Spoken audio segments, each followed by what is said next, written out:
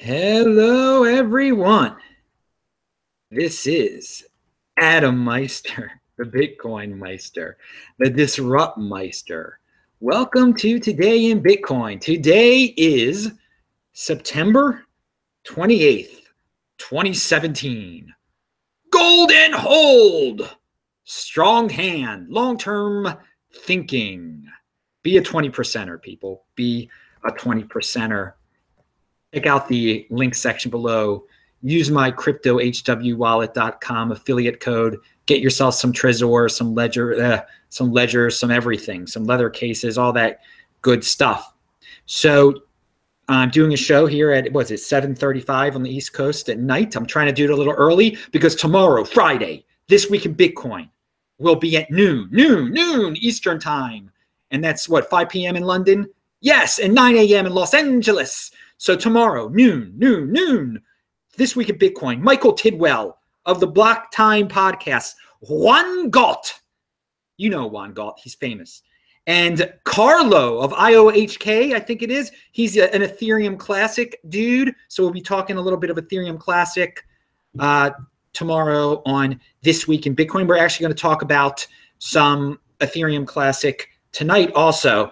I want to say that earlier in the day, I was on Levi's channel on his, what's it called, cryptocurrency edutainment channel. I linked to that below. All right, so many users have been, or not users, or watchers of this show. And I know there's a lot of you watching right now. So pound, I'm not saying it yet. No, pound that like button. That was a little early, wasn't it, in the show? I usually like to say it a little bit later now. Anyway, yeah, what the heck was I saying anyway? I lost my train of thought. Yeah, so check out his show. We'll be talking about some Ethereum Classic here in a second. And, oh, yeah, a lot of you have been contacting me, giving me tips, informational tips, and I'm going to mention some of them in today's show. You can email me at adam@trezorhelp.com, adam@trezorhelp.com. And if you want a crypto consultation, I had a great client last night. That's another reason why we had to have such an early show yesterday. But I got to get everything in line for tomorrow at noon anyway. And then it's going to be Yom Kippur tomorrow night. And when Yom Kippur is over on Saturday night, I will do a show after that. So everyone have a good fast on Yom Kippur if you are Jewish like I am. So let's just jump into Ethereum Classic real quick. Barry Silbert had a tweet out there to the ETC Summit, and I linked to that below. Although now you can't really see the page as much. They're having an Ethereum Classic Summit on the 13th and 14th of November in Hong Kong. I may have mentioned this before. I know I've thought about it before. I saw the price of Ethereum Classic go up a little bit. Maybe they're hyping it up. That'll probably hype the price up, won't it? That'll help. If you're into those things, I'm not saying to get into those things, dudes. But that is, Ethereum Classic is one of the major top tier altcoins, and we'll have to see what Barry Silbert and the crew are doing then. I wish you could see this page a little bit better now, but it worked yesterday. It's not working today. Check it out. It's linked to below. All right. I've got an interesting, again, we linked to my South Korea contact. He gave me a bunch of information about what's going on in South Korea in terms of North Korea and in terms of Bitcoin and cryptocurrency. And I linked to it again below to my Steemit page. I put everything up there so I don't have to read it, so all you guys can check it out. So, hey, that's another good use case of Steemit. You can just put down someone's long email there instead of reading it on the air. All right, Venezuela needs Bitcoin. We talked about this when Gabriel had been on my show before. And Maximo was on This Week in Bitcoin last week. It's linked to below. And it was a great show. And I think Simon said, he said, that was a great quote by Maximo. Someone should just clip that part of the show out and make their own video about it. And someone did that. And it is linked to below. Matthias Trader, he's in Argentina. And maybe he'll be on the show one day. We had our Argentine guest before down in Patagonia, but I think Matthias is in Buenos Aires, so it'd be great to get his opinion if you're watching this. But I linked to this awesome tweet. It's powerful what he did to Maximo's quote, and it looks nice. So spread the word. And a lot of major Bitcoiners out there were reacting to it because on Twitter, where he sent this out on, he copied a lot of major Bitcoin people who really enjoyed it, including the Vortex. Shout outs to Vortex. He's been on the show plenty of times, and he'll be on the show some more. World Crypto Network, dude. We're all friends here, baby. All the good people are friends. All the hardcore, man. So pound that like button. You know, that's the saying of this show. It really has become the main saying. My little gimmick there, isn't it? It's fun. It's hilarious. I think it's hilarious. Some people are like, "You say that too much." It's just a little saying, guys. You know, it doesn't really matter if you pound it or you don't. I mean, I get the likes.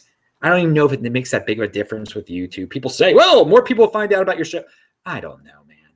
I don't know. I'm doing pretty well as it is, man. Just my brand and everything. Thank you for the support, everyone. It's been great. You've helped me.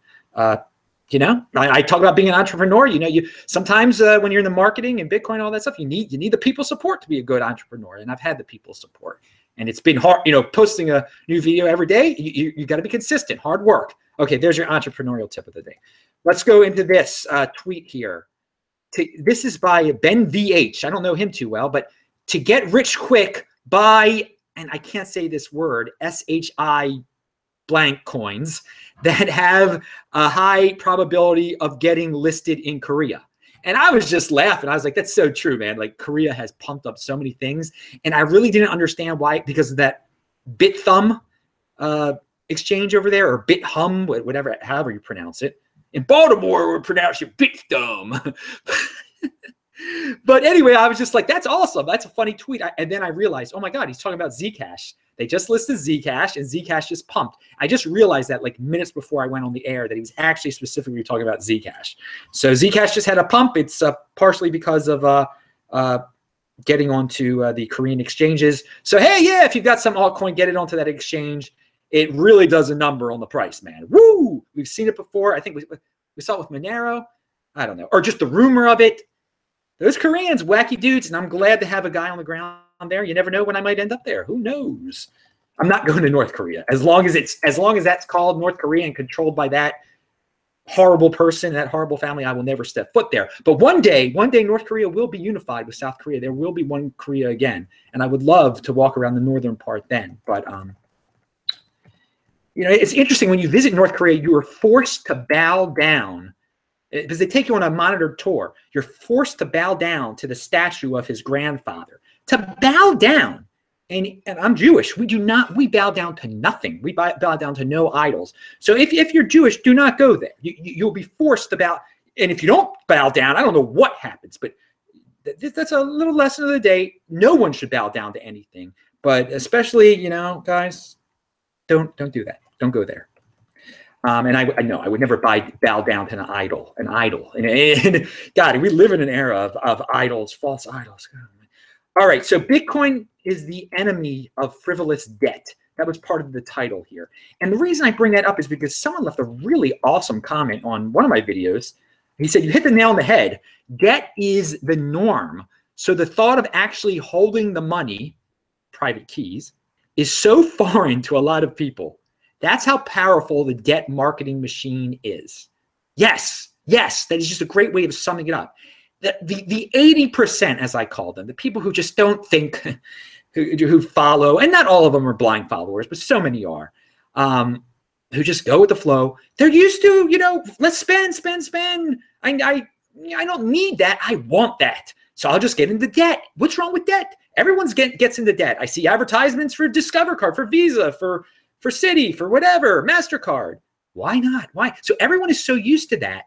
They just can't get it through their head that, like, there's some individual responsibility here when you get into Bitcoin. You got to take care of your private key. You can't rely on a third party here. And Bitcoin itself, there is no debt involved. You own, that's it. You got it. You got it. It's not some liability. You don't owe somebody. That's yours. That's it. It's a real thing. So people do have a hard time grasping the concept. But the coolest thing is that if you realize how bad this frivolous debt is, if you realize how bad getting into debt is, I mean, Bitcoin is your solution right there. It is the enemy of frivolous debt. So I really like what that guy left on my comment section.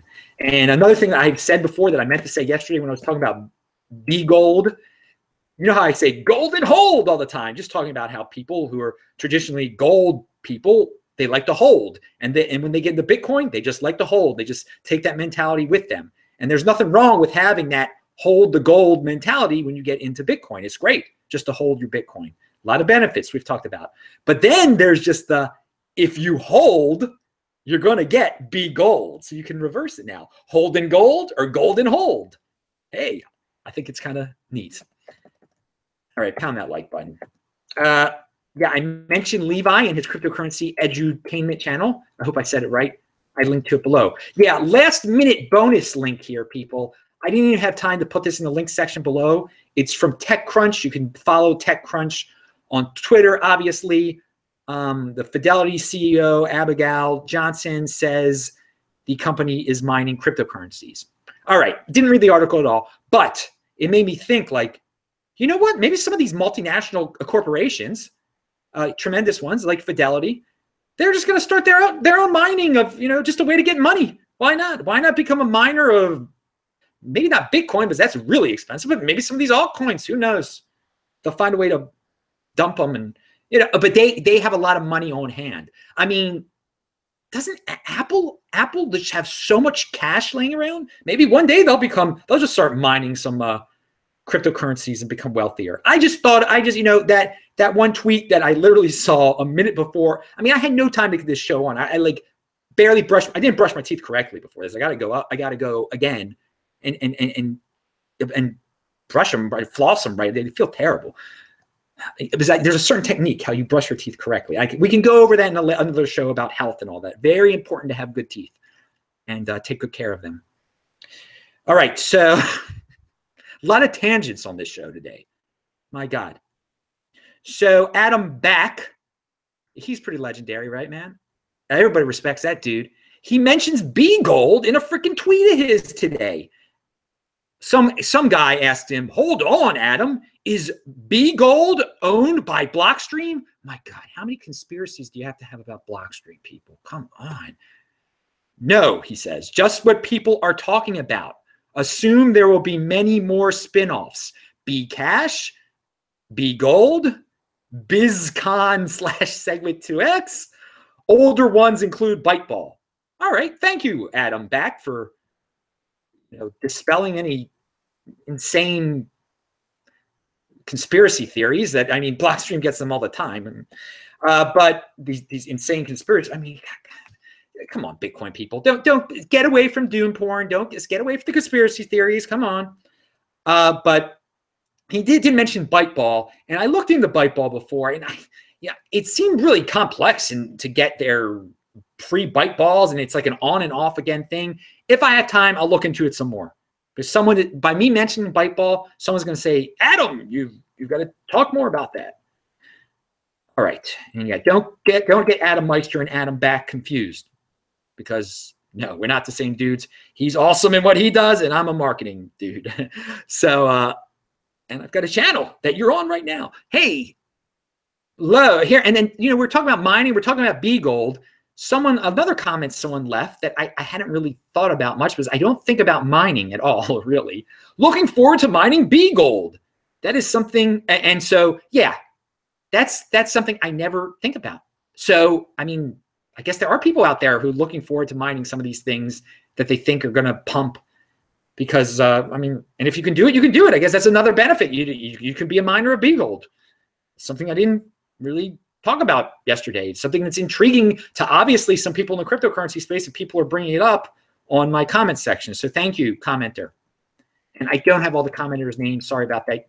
You're all of you who aren't like, fudsters or whatever, trolls. You're all good. You add to the conversation. And yeah, I leave everything up there. And I don't leave the ICO spam up there, obviously. The people that are just spamming and stuff. But yeah, I leave some pretty, some stuff that's atrocious there. I mean, there's some people they love the anti-Semitic stuff. They get a big kick out of that. So I leave it up there just to show you how foolish some people are. All right, so and you know what? I'm talking about the comment section. I know most of you don't even look at it. So you're like, Adam, stop wasting my time talking about your comment section. I will. All right, so the Japanese are talking about having their own Fed coin. You know what? I'm not linking to it below. just avoid getting caught. Who cares? It's a centralized coin. If they do it, it's just to get their people away from using cash. It's not a good thing. It's not a good thing for Bitcoin. If you're in Japan, don't think like, oh, cool, now I get to have my country has its own cryptocurrency, if they actually do this. No, that means I got to get into Bitcoin now so I can avoid getting into the Japanese matrix. That's what you got to be thinking. So yeah, it's centralized. You don't have to be a loyal Japanese slave, or just like as when we have, eventually we might have Fed coin here in America. You don't have to be some loyalist that'll just, give up your, being anonymous, giving up your cash. No, what you do is they force you into the Fed coins of whatever country you're in. Just get Bitcoin. You're out of the system. And they're not going to care because 80% of the people are going to be like, yeah, I love it. I don't have cash anymore. Thank you, government. All right. And yeah, another thing, some low-level Trump official said the word blockchain today. And people are like, oh my God, the Trump administration is so friendly toward Bitcoin. Well, it has nothing, who cares? There might have even been a pump of the price today. We don't need the government's approval. In fact, it doesn't matter. A low-level Trump, who cares what they don't even know what they're talking about. Most people in the bureaucracy have no idea what they're talking about. They're spouting out the word blockchain. Cool, great, they're trendy, awesome, whatever. That has nothing to do with us. So I know a lot of people are going to be talking about that in the next few days. It's nothing. All right. Bitcoin is the real thing. Don't worry about what, if someone sort of likes something that's low level in the government. I mean, go down to the social security.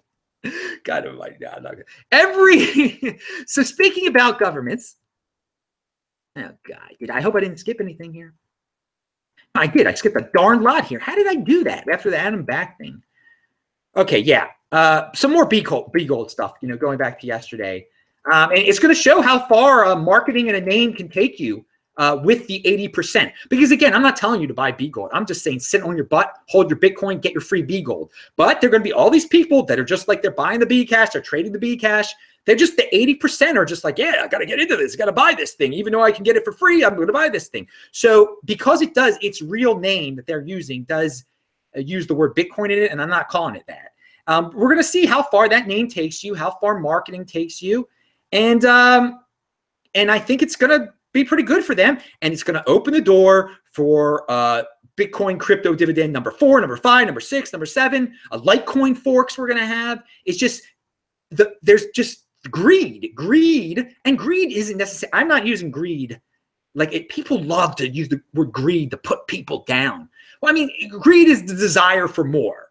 Okay. And greed can be used in I wouldn't say a positive way, but not in a negative way. So there are people out that greed is going to lead, the desire for money is going to lead other people to more crypto dividends. There's no doubt about it.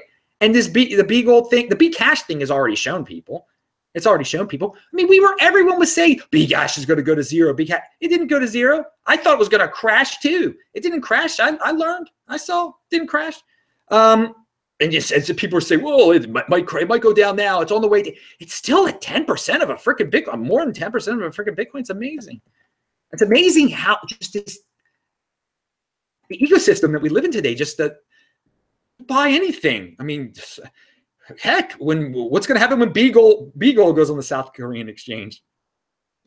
I don't know. Anyway, and remember, we talked about how that one South Korean exchange is going to have over 100 altcoins on it. And that's a new exchange. It's not BitThumb. I mean, I wonder what's going to happen then. I mean, is every altcoin going to go through the roof? That'll be interesting to observe. Keep your eye on South Korea. It's much more important than China, it appears. God, Chinese FUD, no more. Hold the MSG on that Chinese FUD, for God's sakes.